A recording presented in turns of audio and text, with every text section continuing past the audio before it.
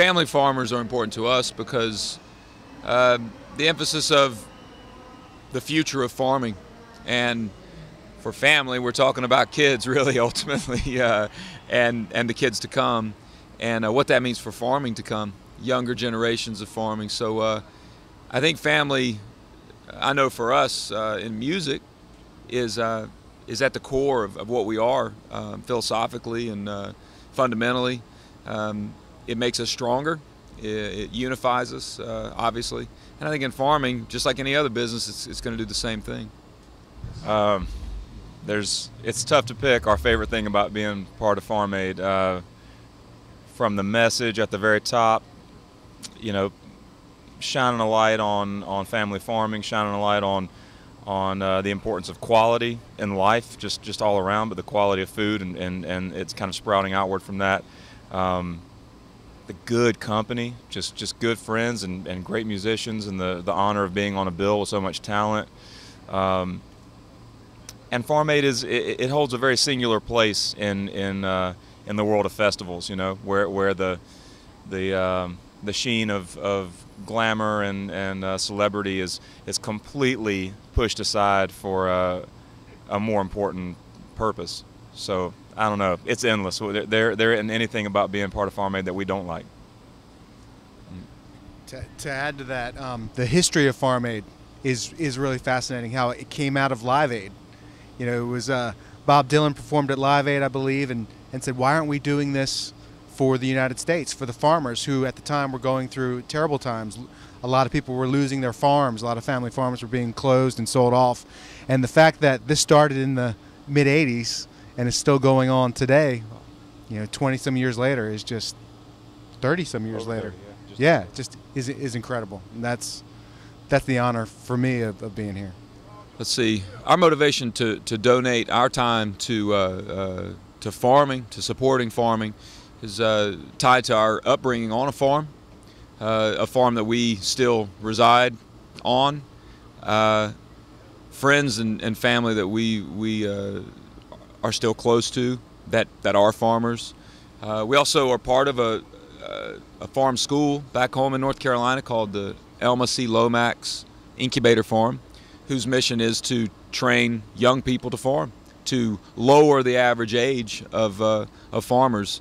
But overall, those are some specifics to us personally. But overall, we're very much interested in living well, and we're very much interested in helping or witnessing bigger numbers of people living well. And we think farming and production of food is at the root of that. No pun intended. Favorite farm animal? Well, I was at the county fair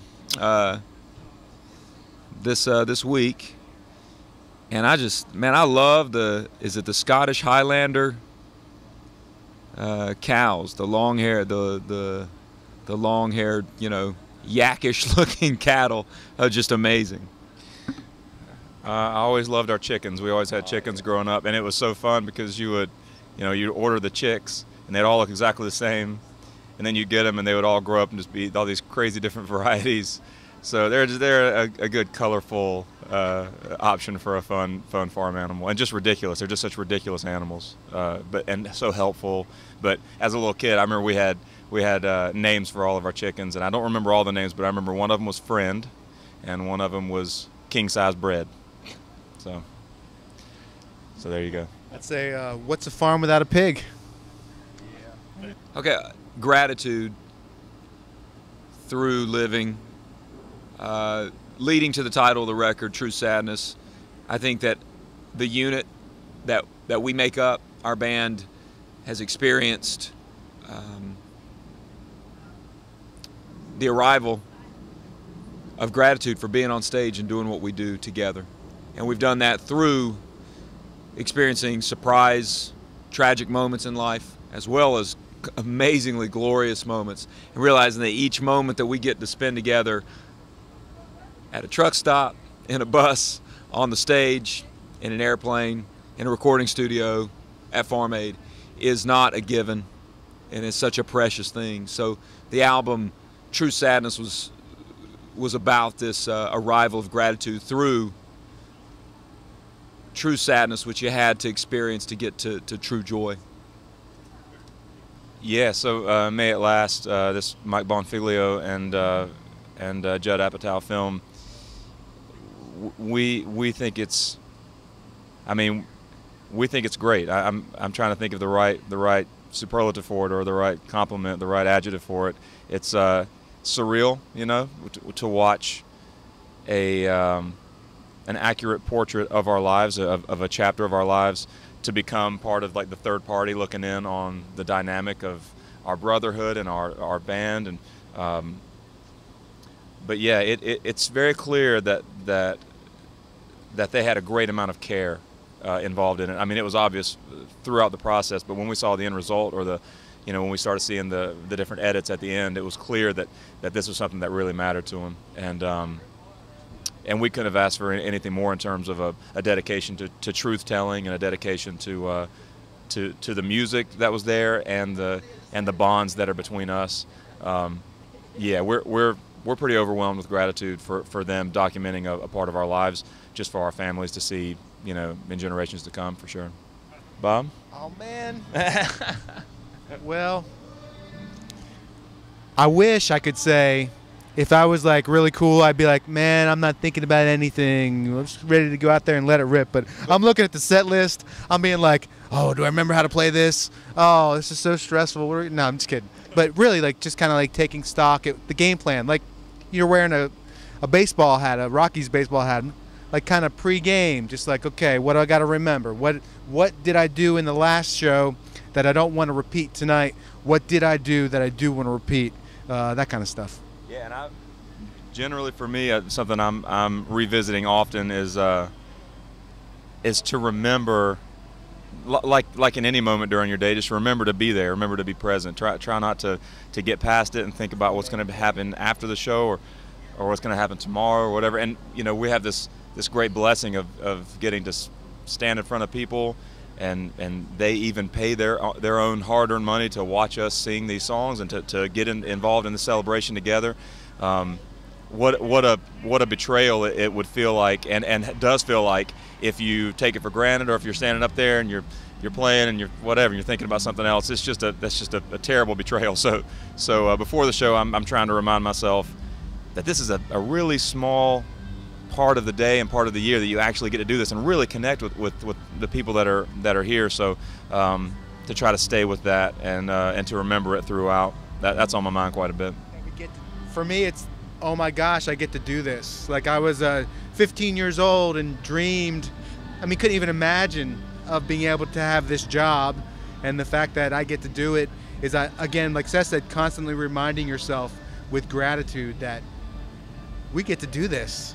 And like, it's a victory just walking out on that stage, and just kind of like really holding that in your heart while you're playing, and being present to it, attending to it. Yeah, for sure.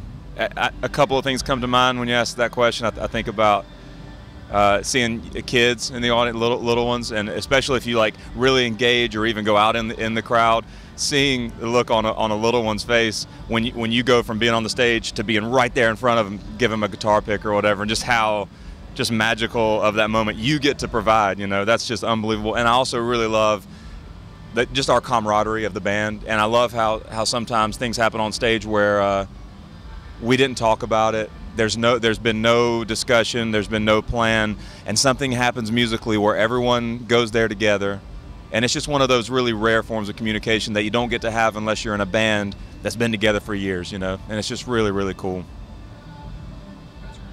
Yeah, and to add to it, I agree with both of those things, all those things.